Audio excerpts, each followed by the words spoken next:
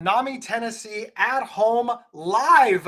My name is Gabe Howard, and I'm coming to you all the way from, well, my office. As you can see, the screen is gone, which it's mostly because I cleaned up and the mess is gone. But if you are not just so entranced with what's behind me that you're still paying attention, I want to remind you about NAMI Tennessee's email list. It is absolutely free. Just go to NAMITN.org and sign up. And it's how you find out about things like, well, this legislative advocacy, the gala, the walk, and all of the stuff that NAMI Tennessee is doing. And, it's free. It's absolutely free. It comes out like once a week. It's really, really cool. And then you won't miss a thing. All right. Well, that's enough about that. Let's talk to our guest, Juliet. Welcome to the show. Hello, howdy. Hey, Glad to be introduce here. I could introduce you. I am Juliet's official biographer. Before she introduces herself, Juliet used to be my boss. She Yep, did. I worked for her for like 4 years at the Peer Center. She you is did. super cool, and I like her very much. But she's not my boss anymore, so I can do whatever I want. The wheels. Yep. No, I'm just kidding. I am not the boss of you. You are not the boss, but I'd still listen. That's if you'd be like, Gabe, touch your nose. I'd be like, I'm doing it, but I don't have to. Juliet is super cool. But Juliet, for those who don't know you as well as I do, introduce yourself. So I am Juliet Dorris-Williams. I'm the executive director of the Peer Center, which is a drop-in wellness recovery and support center in Columbus, Ohio. We serve people with lived experience of mental health, addiction, and trauma. We are people with lived experience of mental health, addiction, and trauma. We operate in 2 locations. We're open for services every day. All of our services are free. We have groups and computers and one-on-one peer support and group peer support. We also operate a daily warm line, which is for non-crisis peer support. Um, that's the Peer Center. In terms of Juliet, yes, I'm, like I said, the executive director. I'm also a person with lived experience of in recovery from mental health, addiction, not addiction. That can't claim that one, but can claim depression, anxiety, and trauma survivor.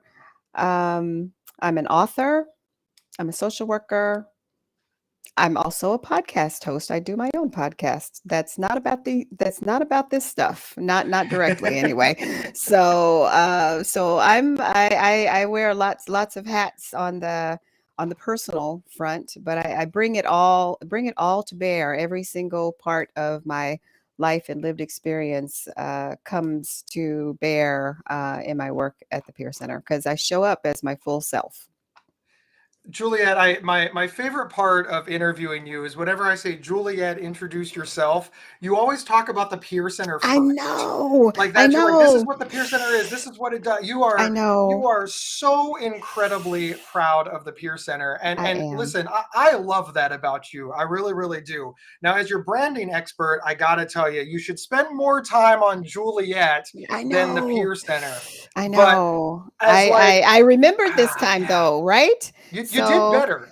You I did did better. better. Yeah. So I do other things, but it does feel like my life is is the Peer Center because my life is the Peer Center. Your But life I is. actually do I do wear other hats that are uniquely just Juliet Dorris-Williams. So Well, we are glad to have you with all of your hats on in all of your forms, at Peer Center included. Now, today's topic is recovery in the mental health space. And when Juliet and I got together and talked about, like, what do we want the topic to be, Juliet suggested recovery in the mental health space because it's sort of misunderstood.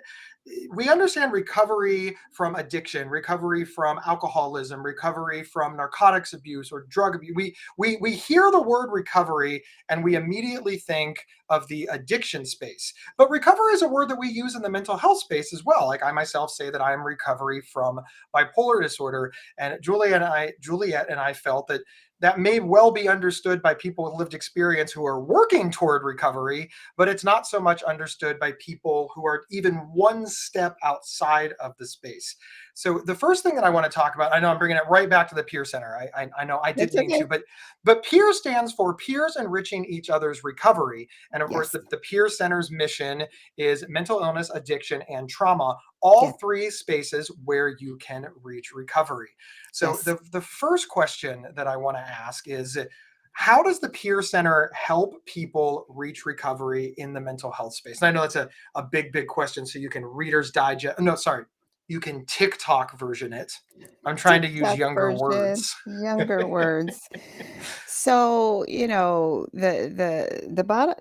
real story there, Gabe, is that we are not doing the work. We are walking alongside people who come to us, who come through our doors. We're walking alongside them as they do the work, as they take steps toward their own wellness and toward their own hopes and dreams and wishes and desires in terms of for their life. We don't help them. We support them as they help themselves. And so just wanted to reframe that really quickly for you. But in terms of what happens when people come through the door, the first thing that we want to do is establish comfort. It is brave, super brave for folks to just walk through the door, just come through the door, a door that has recovery on it, a building that has recovery on it. And it is super brave for them to just walk through the door. They don't know what to expect, they don't know who these people are. And so our job is to make them comfortable being there. So the first thing is, and so, we're a nonprofit agency, by the way, checks, credit cards, cash, all the things. Um, so they walk through the door. That the first thing that because we're a nonprofit agency, that was finish that thought. We have people we're accountable to in terms of our funders and whatnot, and so we have paperwork that's just part of the deal. We can't escape it. And we want to know about you. We want to know who people are. We want to get that information from them, but that's not the first thing that we do. Again, we're back to establishing comfort and establishing rapport. So the first thing that will happen, people will come through the door. We'll ask them, who they are, introduce ourselves, ask them if they want a tour. They want to tool around to find out, look at all the stuff that they can partake of. We do kind of share the community rules about communication and that kind of thing. They're not egregious. They're easy, common. This is what we all need to do to be in the same sandbox. Offer them a cup of coffee, snack, all the things. So it's a lot of communication when people come in because they're already coming in with whatever concerns, whatever just happened like 10 minutes ago before they got to us. Some other agency experience that they had that ticked them off, and they may come in, they're angry, potentially, and or they're anxious. So we want to do what we can to lower the intensity of the moment and to just make it easy access, an easy open door. And the important thing to take away about that open door for our conversation and sort of framing it around our conversation is that remember, the Peer Center is for everybody with mental health, addiction, and trauma. It's the same set of rules, it's the same room, it's the same everything. So it shows you that, and this is working. The Peer Center has been around for a long time, 15th right? year. This is our 15th year. 15th year for the Peer Mhm. Center, and Yep. this model works. People with mental health issues are sitting in a room with people with addiction issues, are sitting in a room with people with trauma issues, and they're all working toward recovery, which means the same definition of recovery generally, I mean, the same general framework might be a better phrase, applies. So when we're talking about recovery in the mental health space, how is it similar to recovery in the trauma space or the addiction space? It it is exactly the same. It's exactly the same. It's not even similar. And so I actually put in my how in your email you have like a signature block, and so I added the definition of recovery on my signature block because everybody thinks that there's something different happening. So we're talking about different things.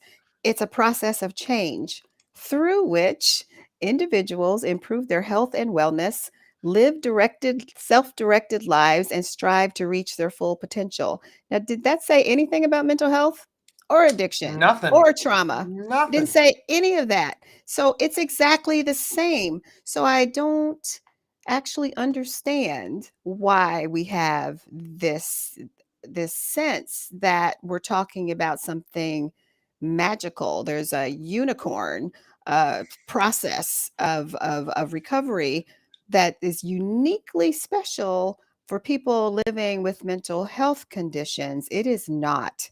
It is not.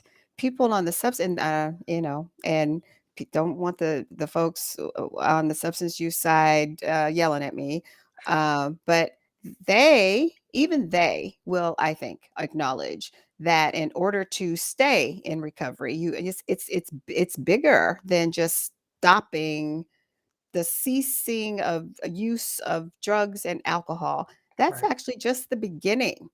That's the beginning. But in order to stay well, to stay in a state of wellness, there are things that they need to do. They need to attend to their physical health.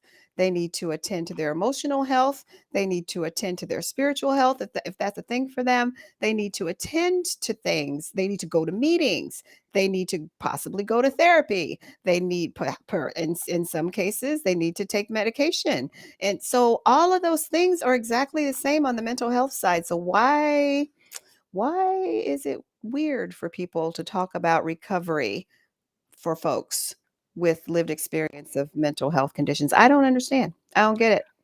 Recovery seems to be one of those words that's misunderstood for some reason. It's I'm going to bring up the word branding again, right? That maybe one group did just such a good job of branding recovery to mean free of drugs and alcohol that people just believed that that's all it meant forever. I always joke that in my household, ice cream meant the big 5 gallon jug. That's just when I grew up, mom said ice cream. I expected the big 5 gallon jug, the generic one that came from, the bottom of the deep freeze. And They that still do. sometimes you would open it up and it wouldn't even have ice cream in it. It would have like Thanksgiving leftovers. I think Oh, everybody, ouch. Yes. yeah, that's the big tub I'm talking about. So one day I'm an adult and somebody says, "Do you want ice cream?" And I say yes, and they hand me a Ben and Jerry's pint, and I'm like, "What is this tiny little thing?" I don't understand. This is not ice cream. This is, ice cream comes in a tub, but it was ice cream and it is ice cream and it's always been ice cream. I just wasn't used to seeing it that way. Do you think that is what's going on with the word recovery, that people are just used to seeing it portrayed in popular culture as always meaning, the 12-step program? That seems to be when we watch sitcoms, it's always, well, he's in recovery, and they only mean alcohol. He's in recovery, and then they show up at a 12-step program, and that's sort of the popular culture framework that we're all used to seeing. But just like my example of, I was always used to seeing ice cream in the giant jug, it always existed in the pint. I just wasn't used to it. Do you think that's what's going on, that we're just being led by television and Le- movies? Well, yes, sad to say that we take the media, the images that are tossed at us, and we don't dig a little deeper. But I will say that, but I'll also say that I'm going to do a plug for a show that it's no longer, it's canceled now, but it was good. It has several seasons, so go look for it. It's called Mom. And have you seen Mom? Oh I love that show. I love my Mom. Mom. And so yes, they Good show. start they start actually, it's actually just proving my point. I need to put Mom, that show, in everything that when I'm using that as an example, because the journey of Mom, there's one character that is Mom, and her journey from ceasing to use substances, um, that was the beginning of her journey. Um, but then you go through, it's a methodical, a long, over several seasons process of her recovery where she's reconnecting with the daughter that she abandoned, where she's there, and that they show their meetings that they go to for yes, for substances, but they show her journey when she finally gets into therapy, and they show her journey where she starts to realize that some of the trauma that she had in her childhood informed all of her adult decisions. And just watching that journey, it's a wonder to behold. And I love that show. I wish it was still on, but I just happened upon an episode the other day, and I was just telling somebody about it. But even in substance use, it's like it doesn't stop there. It doesn't stop there. It starts there, the journey. And for people with on the mental health side of things, probably it's I always joke that we don't have that process, or that thing that folks on the substance use people side say about, I got 1 year, or one day, or one day at a time, or we don't have that beginning point. It's like, because when did we start the first time? And so we don't have, I have 5 years, whatever, We don't have the substance use anniversary. free. We don't have the Yeah. anniversary. And I don't even remember the first time that I went into therapy. I know it was years ago. But but the key point is the first time. Right. It's an ongoing process. So I did it that one time. I got to feeling better. I worked on whatever presenting issue that was at the time. Went for years. Okay, let's do that again, because I got another presenting issue. And I went again. So it's an ongoing kind of thing. I guess I could, put, little, what do they do when you have the belt and you have the little in the Western pictures, where they have the little things on their belt to tell how many people that they have, Well, and where is this going, Julie? sorry, I went Like completely a to little the left. notch on your And belt, the notch, right? The notch, notch. that's the There we word, the go. little notch on your belt, and say how many times I went to therapy. Thank you, because I couldn't think of the word. Um, so we don't have that. I don't have that, because I don't remember how many instances of therapeutic interventions I have had. It's an ongoing kind of life thing, but it's necessary. And I still, in between those sessions, still need to manage my physical health, my emotional health, my spiritual health, my financial health, all of those things. When I'm thinking the 8 dimensions of wellness, so I'm thinking about all those wheels. I still have to manage all of those things in between, while I'm in treatment, and when I'm not in treatment, it doesn't stop. So it's ongoing, it's lifelong management. Recovery is forever. That's the difference, actually, between treatment and recovery. Treatment is a point in time, put a square around it. The recovery is management after. One of the things I love about the mental health space is recovery can mean different things to different people. And that's really important, especially, I know that this is not the basis of this show, but we talk about self-directed recovery. We talk about what's the goal. And one of the reasons that I like this is because so many people believe that recovery is this like specific fact. Like, you're in recovery if you have a job, a house, and a late model car. And that's not that may be recovery for Juliet, that may be recovery for Bob, that may be recovery for Jane, but it doesn't have to be recovery for Gabe. And I love self-directed recovery, and I love the definitions that people come up with for recovery. And I'm going to share mine, and then I'm going to ask you to share yours, Juliet. So I define recovery as spending more of my life living my life than I do managing bipolar disorder. See, I'm always going to have to spend some amount of time managing bipolar disorder. So I can't get it to zero. Otherwise, I'd be cured, and there's no cure. But when I was sick, 100% of my life was dedicated to this illness. And then as I got better, I started to see now I can, more and more time is my own. And now I would say that 10% of my time is dedicated to bipolar management. 90% of my time is dedicated to doing whatever I want. It just turns out that what I want to do is talk about bipolar disorder. It's my decision, right? It's a weird decision, but it's mine. But seriously, I define recovery spending more of my life just living my life, just being whomever Gabe wants to be, than I do focusing on the mental illness that I was born with. And that's very powerful to me. Now, it doesn't have to be very powerful for everybody. This is very powerful for me. Juliet, I'm going to ask you the same question. How do you personally define recovery? Gosh.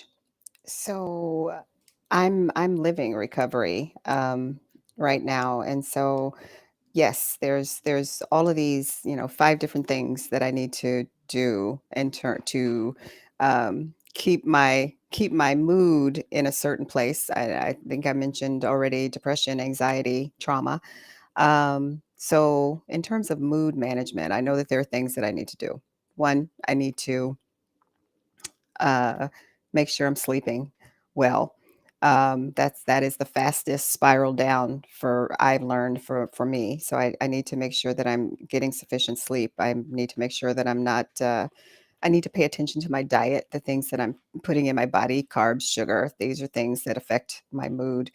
Um, there are some times where I need to pull back from negativity.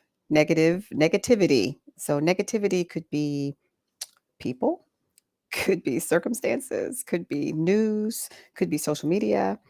Too much of that, and it affects my mood. So I'm not thinking necessarily about depression and anxiety all the time, but I am absolutely thinking about the things that inspire me. I'm thinking about the things that encourage me. I'm thinking about a balance between well, work, work related stuff and play. And so one of the things, my latest notch in my belt is I've been doing a lot of trauma recovery work in the last couple years, and trauma is one of those things. Childhood and adult trauma for me, it's one of those things that is always there's layers. There's layers to it. So you can peel off a layer and you think you're done, and then there's just another freaking layer under there. And then something will trigger it, and then you'll go, "Oh, okay, there's more. There's more to excavate there." And so I I actually gauge how well I'm doing when I'm when my therapist at the end of the therapist at the end of the session, she says, "Do we have another appointment?" I said, "No, but I think maybe we should make one." She says, "I agree." I hate that when she agrees with me. And so it's like, "Ugh, okay." This last time though, hey, this last time it's like, "So do we have another appointment?" I was like, "Yeah." She said, "Well, maybe we need to push that out some." That means yes, right? That was like, whoa, I graduated to something. I don't know what. We're gonna see. See how that works out. But living your life, managing your health, managing your wellness, paying attention to how your body is feeling and how your body is reacting to things.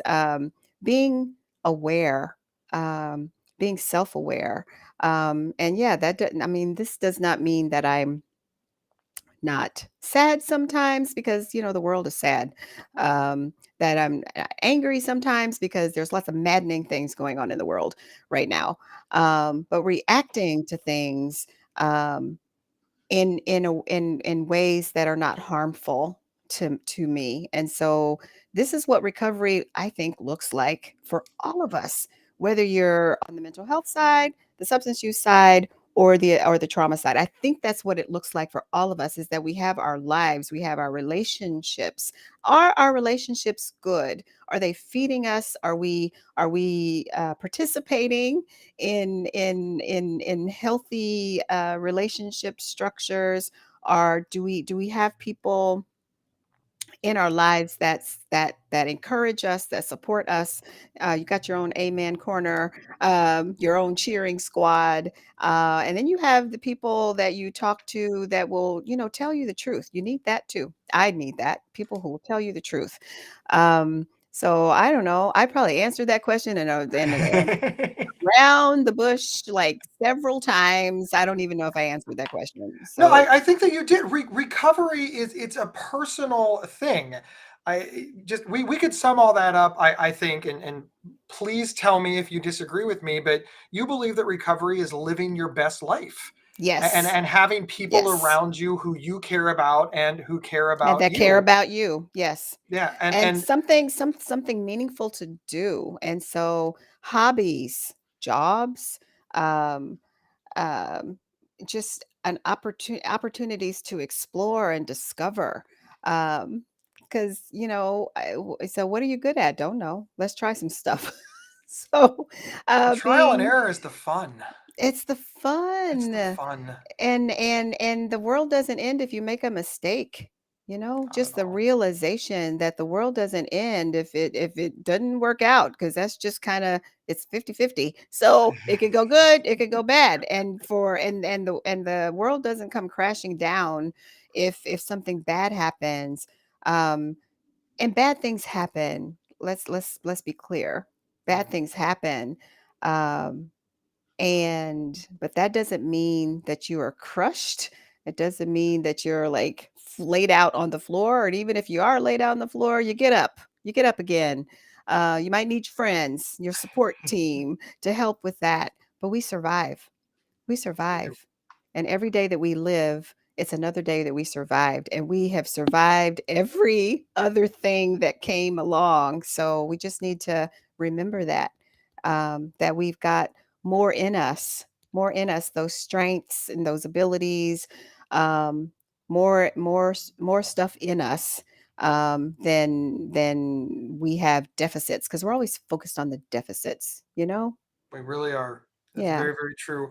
Julia, we've talked a lot about recovery, and I think we're giving people a clearer picture of what recovery means, especially in the mental health space. And many people know what treatment is.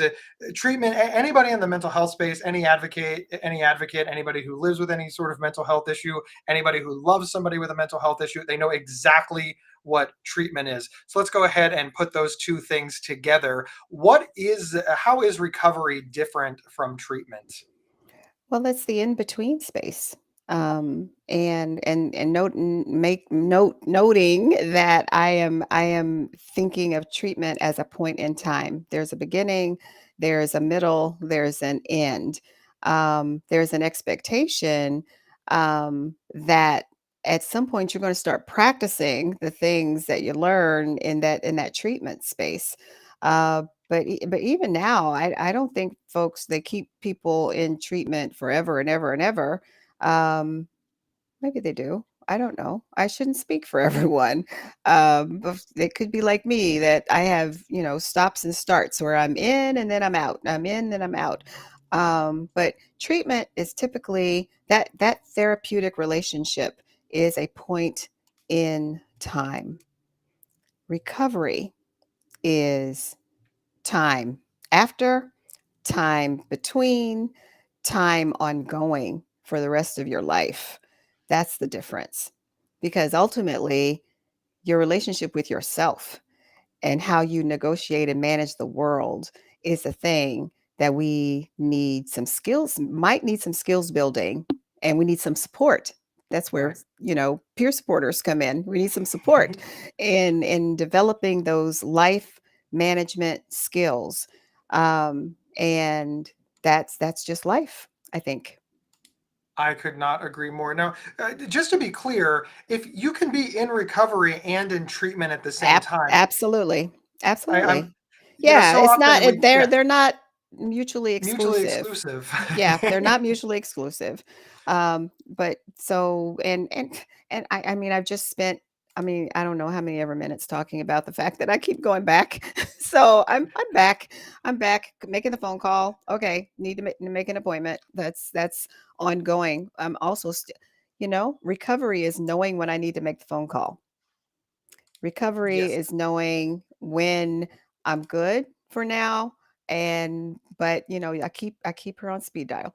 But recovery is knowing when I need to make the phone call. And then you go handle that. Go handle my business. So that's my business. And I'll do that. And sometimes you need to put those training wheels back on for a little bit. And you need that support to help you navigate and just keep rolling until, okay, training wheels off now. I'm good. I'm good. So, but it's still ongoing. Exactly. I always like to use the example of treatment as a great big word, and it can be a catch-all, kind of like going to the body shop or the mechanic or taking your car in, right? You take your car in for an oil change. Well, that's car treatment, and that's just an oil change. Nobody would say, "Oh, my car's broken." They would just say, "Oh, my car needs some maintenance. It needs gas, windshield Maintenance. wipers." Right. It just needs a little Absolutely. maintenance. Nobody would say my car's broken. Now sometimes it could be more serious. It needs a new transmission and it's going to be out of Mm, commission for a couple of weeks. You might describe your car as broken during those couple of weeks, but you see the path forward to your car no longer being broken. So your car is just out of commission for a while. Treatment works the same. Sometimes treatment may take a couple of weeks, a couple of months, a couple of years. couple years Sometimes or treatment is just longer. maintenance. It's Uh, maintenance. It's part yeah. of the maintenance. And it's a part of the recovery. It's in your recovery toolbox, right? Uh Yes. it's in there. Treatment. So, grab that and grab onto it and hold onto it and use that tool for as long as you need to. And only you can decide when you can, okay, I can put that away, I can tuck that away in my toolbox until I need it again. And there's no set time frame.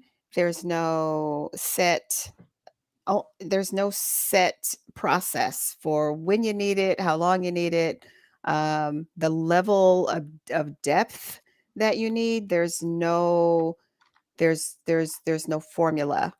There's no formula. It's individual. It's like recovery is Yeah. individualized process. So Beautiful. Juliet, I have another question for you here. sure, What sure. are the unique challenges that BIPOC individuals experience in the recovery space? Oh gosh. Well, there was I had a colleague once. I was gonna quote her, but I realized that I committed to being polite here. So let me say, let me see if I can reframe that quote. Um, Basically, it's easier in some cases for Black, Indigenous, people of color folks to acknowledge or use the term or cop to, that's the word I use, cop to being in recovery from substances, being in recovery from alcohol, being in recovery from drug use. Um, but copping to having depression, having anxiety, having schizophrenia, that's a bridge too far for some folks because it seems, again, back to the original premise, it's more acceptable and less stigmatizing for people to be, because people in recovery from substances, it's like, yay, atta boy, atta girl, atta you, good on you for doing this, all that rah rah support for people in recovery from substances. But people on the mental health side, it's like you're forever crazy.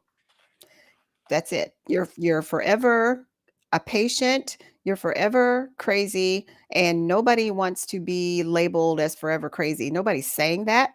They're not saying that, not that directly, but that's what people believe is what people are saying, that you're always going to have like this orange dot on your forehead, or whatever door you walk in, you got the crazy label on you. And so 'cause people with with being Black, as I can speak to being Black in America, there's so many labels already, so much stigma already, so much prejudice already, and it's just like one more thing that we don't want to acknowledge. We've got so many things, and there's a cultural belief system that's out there still about uh, so basically, we ain't got time for this. There's so much to do, so much work to do. Nobody's got time for this.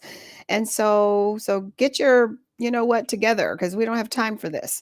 And there's also an element of a protective element of not wanting to uh, or there's a sense of somehow giving the impression of weakness or inability, or it says something about your ability to handle yourself or handle life. And you just don't want one more label on you that says there's somehow you're incapable, and um, unable to manage yourself. And so there's all of that, and there's so much that we could talk about from the African American perspective. We've got, historical and cultural trauma that Right. people we talk about it, and then we stop talking about it, and it's a lot of heavy stuff, heavy stuff to acknowledge all of these instances of injustice, and this historical stuff that comes up periodically that we just haven't dealt with, we haven't dealt with it as a nation, and we certainly haven't dealt with it as in our culture. Although I think it's changing. I do think it's changing. We're now having these conversations. They're hard conversations, painful conversations, but they're necessary conversations for us to acknowledge what came before, and which may also there's research. It's not even new research, but how it changes us. It changes it gets into literally it gets into our genes, and it changes us. And so we're having all of these important conversations, but they're not happy conversations. Or It's not. just they're hard conversations, but they're, again, necessary conversations. Juliet, thank you so much. We've got a little time left, so if anybody has any questions who is watching, just drop them in the chat, and we will grab them. Obviously, if you are watching this later and it is recorded, we can't answer because Juliet and I have gone home. So now is your chance. But Juliet, let's move into final thoughts. Recovery in the mental health space, like you said, it's a big topic, and there's no way we're ever going to be able to cover it in 45 minutes. There's just we could have a 20-hour live podcast and not get to everything and barely scratch the surface. So 45 minutes an hour is just really not enough. So I always like to have a final thoughts question for all of our guests so that you can wrap up anything or get any information into our viewers brains that you would like. What are your final thoughts on the subject? My final thoughts on the subject are about what we are attempting to do at the Peer Center. So you see a lot of, at least I do, maybe it's because the algorithm keeps showing me things that I'm interested in, but you see a lot of things out there on the socials about it's okay to not be okay. I want people to know, and if sharing my story openly and freely helps other people acknowledge the fact that of whatever condition that they are living in. um, I want people to know that this is a function of being human, and all of our human experiences are not the same.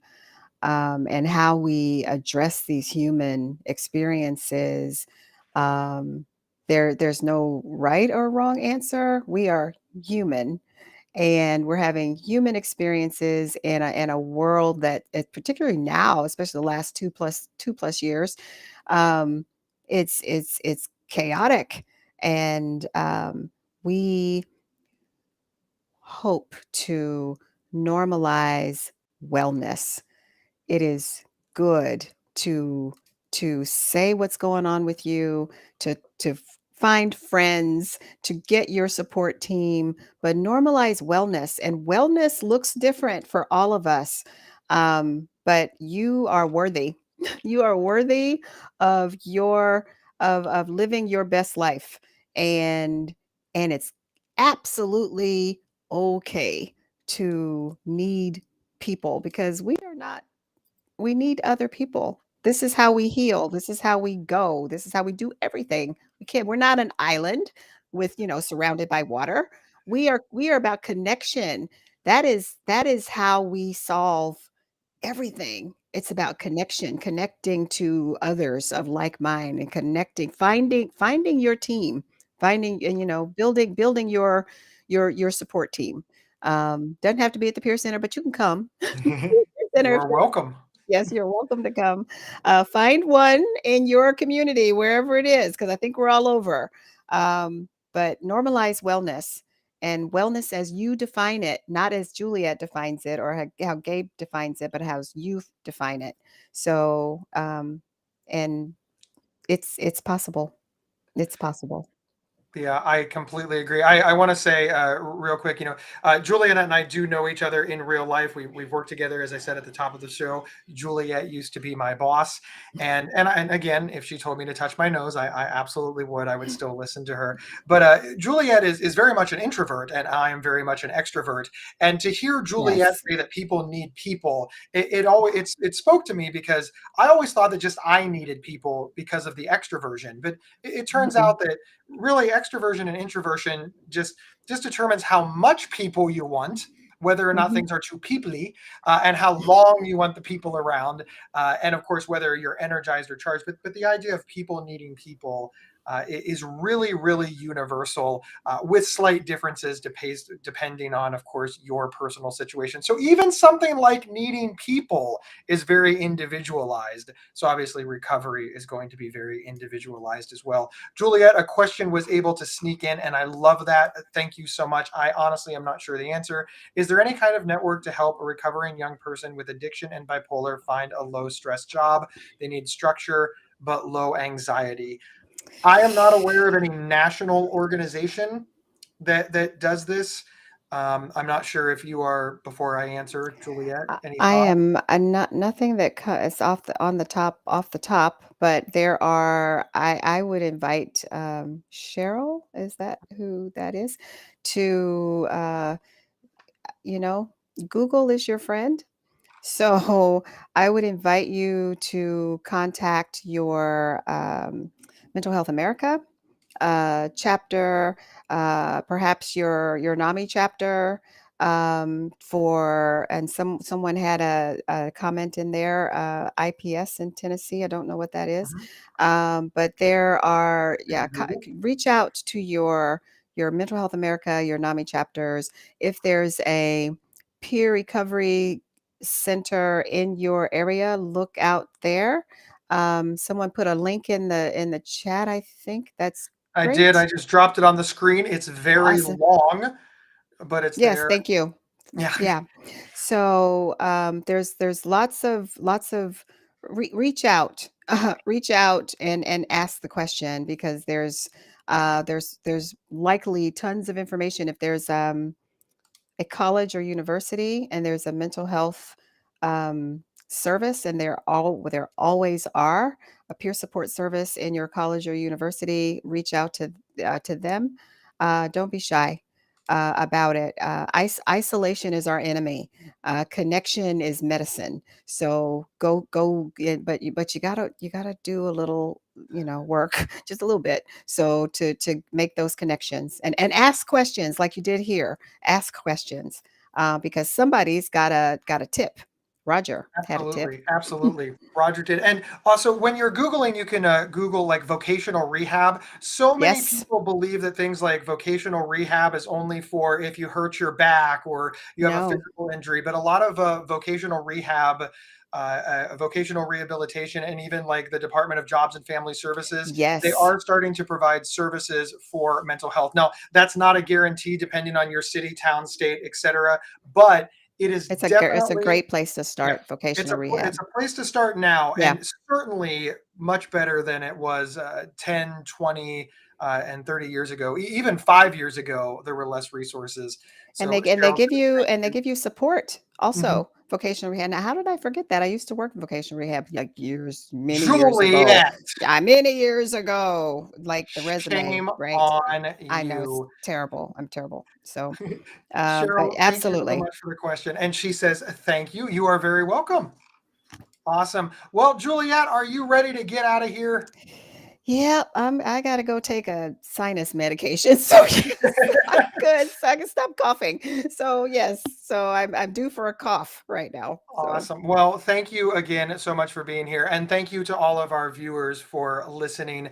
Please join NAMI Tennessee's email list. It's just namitn.org. It reminds you of all of the events that we do, things like NAMI Tennessee at Home Live, of course, our walk, our gala, and most importantly, opportunities to impact the government. Legislative advocacy alerts are absolutely crucial. And again, it's free. The website is free. The email list is free. Thank you all so much for tuning in, and we will see you next time on NAMI Tennessee at Home Live. Big